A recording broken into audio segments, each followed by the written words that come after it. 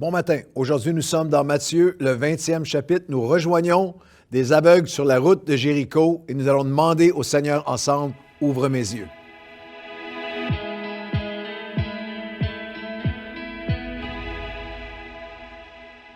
Bonjour à tous, bienvenue à votre café matinal. Aujourd'hui, nous sommes dans l'Évangile de Matthieu, le 20e chapitre. Si vous vous joignez à nous, c'est en train de devenir un mouvement. Je suis tellement encouragé par tous les courriels qu'on reçoit de gens qui ont embarqué avec nous dans ce voyage, cette aventure, alors que nous traversons les évangiles. Nous sommes dans Matthieu, le 20e chapitre, mais nous faisons un café matinal par chapitre. D'ici la fin de l'année, on va terminer l'année avec ayant couvert les 4 évangiles. Alors, joignez-vous à nous. Si vous commencez, peut-être que vous êtes sur notre site, sur notre page à Nouvelle Vie, si vous êtes sur notre page Facebook ou notre chaîne YouTube, ou peut-être sur On est ensemble, peut-être des tout nouveaux avec EMCI. Bienvenue à tous et on reçoit du courriel de partout en ce moment à travers le Québec.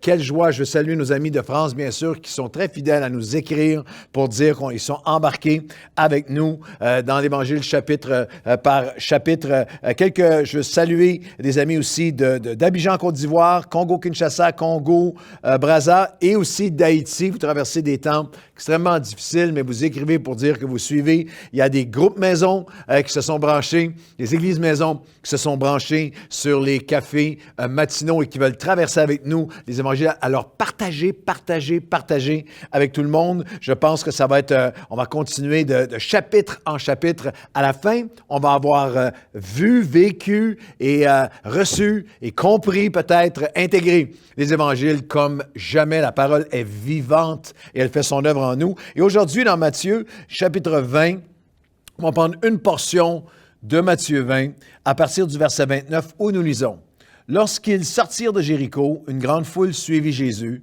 et voici 2 aveugles, assis au bord du chemin, entendirent que Jésus passait et crièrent « Aie pitié de nous, Seigneur, fils de David. » La foule les reprenait pour les faire taire, mais ils crièrent encore plus fort. Aie pitié de nous, Seigneur, fils de David. Alors Jésus s'arrêta, les appela et dit, « Que voulez-vous que je fasse pour vous? » Ils lui dirent, « Seigneur, que nos yeux s'ouvrent. » Et Jésus, ému de compassion, toucha leurs yeux et aussitôt, ils recouvrèrent la vue et le suivirent. Alors c'est un moment, une capsule, mais en fait, c'est une prière à travers toute la parole de Dieu. De l'Ancien, on va faire un survol dans quelques minutes, mais toute la parole de Dieu entière nous appelle à demander au Seigneur qu'il puisse nous donner sa vision, sa perspective. Il y a une guérison physique qui a pris place ici, mais nous avons besoin, dans chaque saison de nos vies, de cette guérison spirituelle, de cette perspective, de cette vision spirituelle.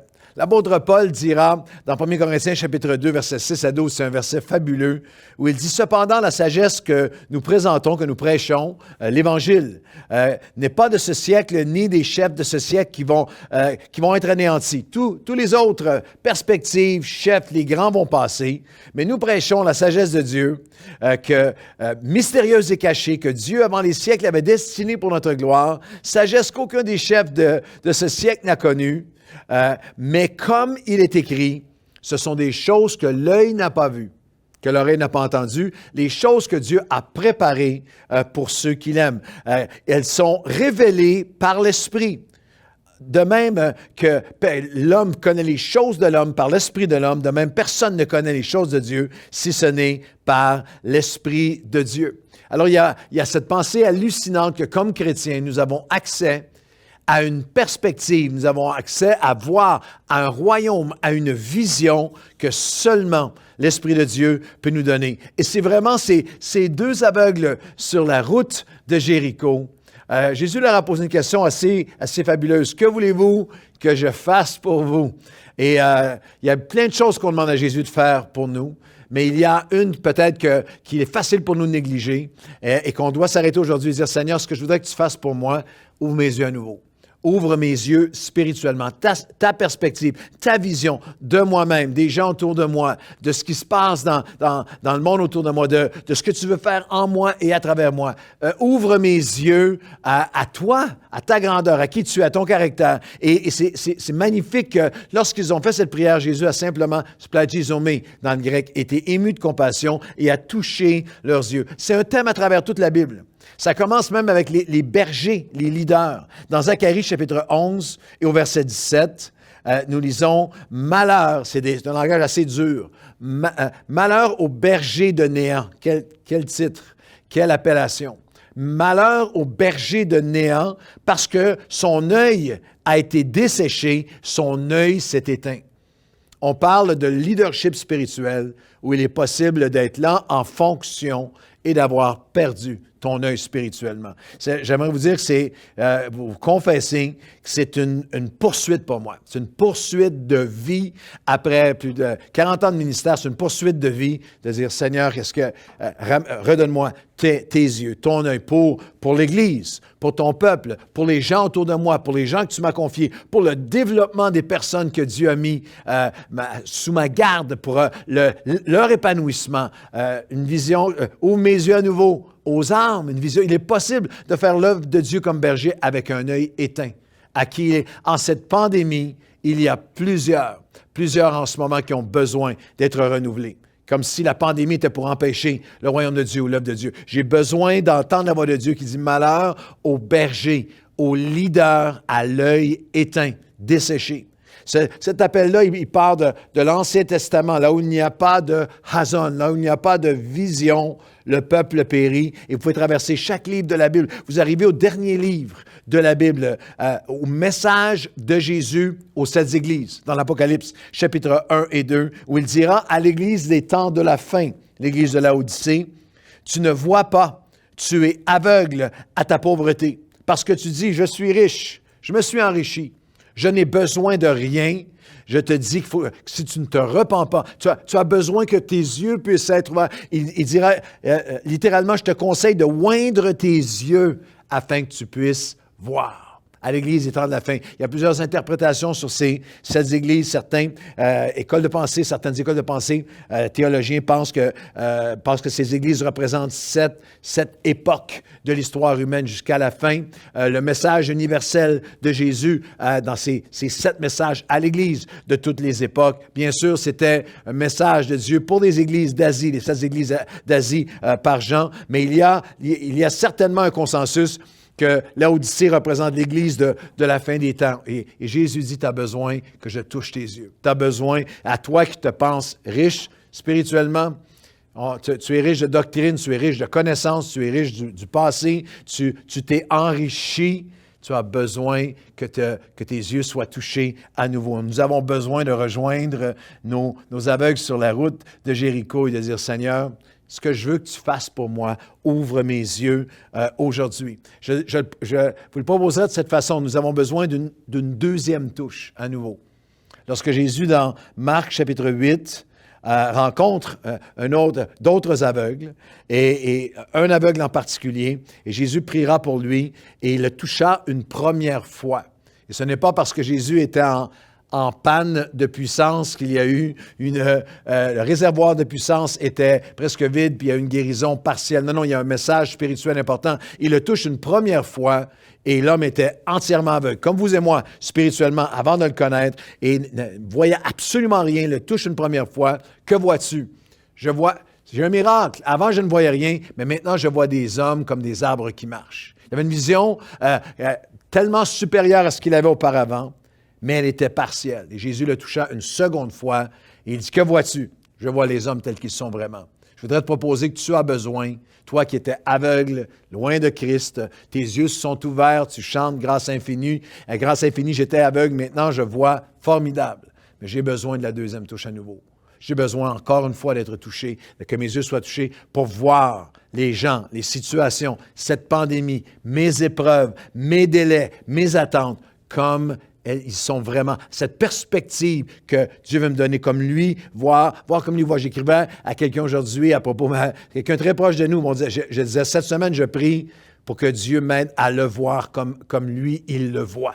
cette dimension de « ouvre mes yeux même face à ce qui prend place dans le monde. C'est aussi personnel que pour ton fils, ta fille, ton frère, ta sœur, des gens tout près, ta situation personnelle, mais aussi même ce qui prend place dans les nations. C'est très facile en ce moment, en ligne. Il y a énormément de voix qui vont s'y faire, mais aussi de perspectives qui sont seulement sur les choses terribles qui sont autour de nous, qui s'apprêtent à se fondre sur nous. Jérémie a eu un moment comme ça. Dans Jérémie, chapitre 1, le Seigneur vient à Jérémie, un peu comme à l'aveugle que Jésus a touché, et Dieu demande à Jérémie, « Que vois-tu, Jérémie? » Jérémie dit, je vois une branche d'olivier. Je vois, le mot hébreu, c'est saked, l'annonceur de la vie. C'est un mot magnifique et une image magnifique. Un sol stérile et glacial où il n'y a eu aucune vie. Et tout à coup, la branche qui perce et qui annonce la vie. C'est ce que nous sommes appelés à être, ceux qui annoncent la vie. Et le Seigneur demande, l'Éternel demande une seconde fois à Jérémie, « Que vois-tu? » Il lui demande une seconde fois, « Que vois-tu, Jérémie? » Il dit, « Je vois des marmites de feu bouillantes, débordantes, qui s'apprêtent à être déversées. » Et c'était réel. C'était ce qui s'apprêtait à venir contre sa nation et ses nations à ce moment-là. Mais le verset suivant, « Mais toi, Jérémie, lève-toi, ne crains pas, ne tremble pas devant eux, car voici, je t'établis comme une ville forte et je serai avec toi. » Il est possible pour nous, il est possible pour des prophètes, des voix prophétiques et comme serviteurs de Dieu et comme peuple de Dieu que de ne voir en ce moment que les marmites débordantes, que de ne voir que c'est terrible, c'est la fin des temps, les mouvements antichrist, tout ce qui prend place autour. Nous sommes encore appelés à voir aussi que nous sommes, notre appel, la promesse. À nous, il dit aujourd'hui, ne crains pas, ne tremble pas, annonce, sois l'annonceur de la vie. Vois comme moi, je vois cette moisson des temps de la fin. Et peut-être le rendre encore plus personnel en terminant. J'aime tellement ce moment magnifique dans l'Évangile de Luc, chapitre 22, le verset 31, où Jésus est avec Pierre et il voit surnaturellement ce qui va prendre place, le tourbillon qui s'apprête à prendre place, où il dira à Pierre, Luc 22, 31, « Simon, Simon, Satan a désiré te faucher comme les blés, te cribler comme le froment. Mais j'ai prié pour toi, et lorsque tu reviendras, tu fortifieras tes frères. » Dans un moment prophétique, Jésus a vu Pierre, non seulement l'a vu pour ce qu'il était, mais a aussi vu, c'est comme un film en accéléré. L'a vu le renier, l'a vu pleurer, a vu tout le désir, l'intention satanique de le faucher. Mais Jésus intercède pour lui et il le voyait déjà. Il le voyait déjà 50 jours plus tard à la Pentecôte, ouvrant la porte à l'Église qui était pour changer le monde. Je crois qu'il l'a vu dans la maison de Corneille en train d'ouvrir l'Évangile à tous ceux qui étaient hors d'Israël, à nous, à cet Évangile qui était pour changer la terre. C'est très humain, dans nos limitations humaines, ce n'est pas très difficile de voir les faiblesses des gens, de voir les échecs, de voir ce qu'en eux nous déçoivent ou nous blessent. Ce qui est divin, c'est de les voir comme Jésus les voit, de les voir au-delà d'eux. Alors aujourd'hui, si vous voulez bien, on prie ensemble. Et si vous avez ce moment de transparence, ce moment de clarté, et vous dites, Seigneur, j'ai besoin, ce que je veux que tu fasses pour moi, c'est ouvre mes yeux. J'ai besoin de ta vision pour quelqu'un près de moi, pour ma situation, pour cette pandémie qui dure et qui est si longue à se terminer, pour une épreuve que je vis, pour une question sans réponse, je ne vois plus comment. Sache que sa réponse est encore la même aujourd'hui. Splagizome, ému de compassion, il peut, il veut, il va toucher mes yeux et les tiens pour qu'on puisse voir spirituellement. Seigneur, nos yeux ne peuvent pas voir, nos cœurs ne peuvent pas concevoir tout ce que tu as, les choses que tu as préparées pour nous. Elles sont révélées par l'Esprit. Les plus grands de ce monde ne peuvent pas voir cette sagesse, cette perspective que toi, tu veux donner à tes enfants. Alors aujourd'hui, viens nous toucher une deuxième fois et encore une fois. Nous ne voulons pas être de ceux qui ne voient que les marmites de feu qui débordent. Nous voulons être les annonceurs de la vie. Pour les personnes autour de nous, pour notre propre vie, pour notre appel ensemble, pour ce que tu fais dans notre vie et à travers nous, ce que tu vas faire dans notre nation et dans les nations. Ouvre nos yeux aujourd'hui, Seigneur, par ton esprit, viens nous révéler de jour en jour. Ouvre nos yeux spirituellement, surnaturellement, pour que nous puissions accomplir ce que tu nous appelles à être et à faire ensemble, au nom de Jésus. Amen et Amen. Bonne journée à tous.